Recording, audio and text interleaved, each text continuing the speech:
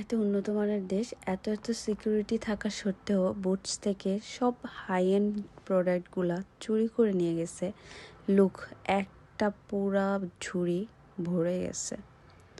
Like seriously, মানুষ এত easily কিভাবে, মানে আমি অবাক হয়ে গেছি। আমি জব শেষ করে বাসায় আসতেছিলাম, আমার বাসায় স্ট্রাটফোর্ড সেন্ট্রালের ভেতর দিয়ে আসি আমি। ইজি হয়, লুক কতগুলা প্রোডাক্ট। ও মাই গড, এখানে কম করে হলো 200-300 পাউন্ডের প্রোডাক্ট আছে। একদম মিনিমাম 300 পাউন্ডের প্রোডাক্ট হবে আমি যতটুকু গেস করলাম, যেহেতু একটা সানস্ক্রিনের দামই 22 পাউন্ড। তো এখানে কতগুলো প্রোডাক্ট ও চুরি করছে। ওরা সবাই হাতে নাতে তুলছে। লুক দেখেন সিকিউরিটি কীভাবে ওর কাঁধে হাত দিয়ে ওরা নিয়ে যাইতেছে।